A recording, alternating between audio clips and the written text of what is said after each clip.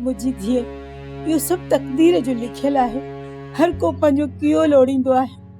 माण्हू रोए रड़े वाका करे पर थियणी के त केर न टारे सके न।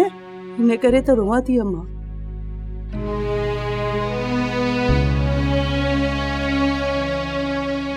काश इंसान जी तकदीर ते जो बस हलिया।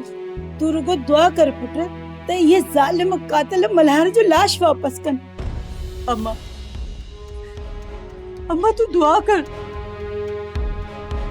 तो मुझे मल्हार जेरो हो जी अम्मा। आया सजे को कल बुतो वो कूड़ो जी अम्मा। मुझे मल्हार अम्मा मोटी अच्छे। अम्मा तू दुआ कर अम्मा। अल्लाह पाक तुझी शल ज़बान मुबारक करे पुत्र।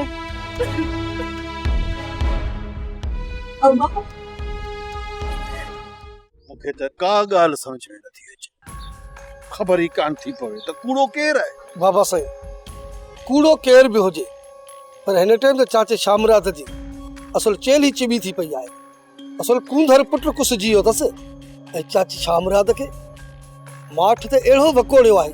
न हू रोए तो न खिले तो न वरी का शिकायत तो करे। बाबा साईं असल सफा गूंगो लॻो पियो आहे। चुप ही चुप आहे। सोडा मुंहिंजी हिकिड़ी गाल कन खोले ॿुधी छॾ। समुंड जी गहरी माठ कंहिं ईंदड़ तूफान जो इशारो हूंदो आहे। छा सम्झई? बाबा साईं कहिड़ियूं था ॻाल्हियूं कयो।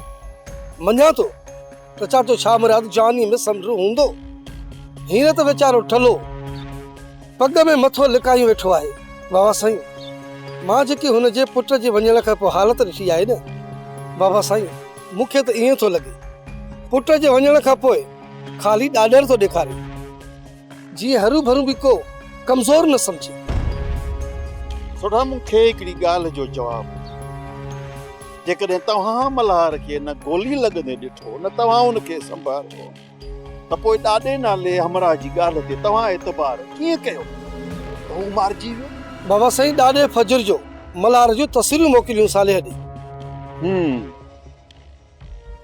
त पोइ साले मूंखे इहा ॻाल्हि छो कोन ॿुधाई? बाबा साईं ख़बर न आहे। हू सवेर खां वठी चाचे शामरात वारनि ॾे वियो आहे। हेॾे त अञा आयो ई कोन्हे। न आयो आहे त अचणु घुरिजे। असां मूंखे अंधेरे में रखी तव्हां माण्हू माराया आहियो पोइ बि कोन था सुधरो निभागा।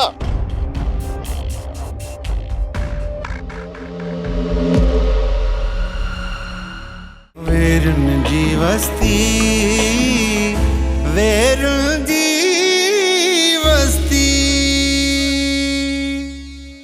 सब्सक्राइब कयो असांजो ऑफिशियल YouTube चैनल सिन टीवी HD ड्रामा ऐं वधीक अपडेट लाइ बेल आइकन खे क्लिक करियो।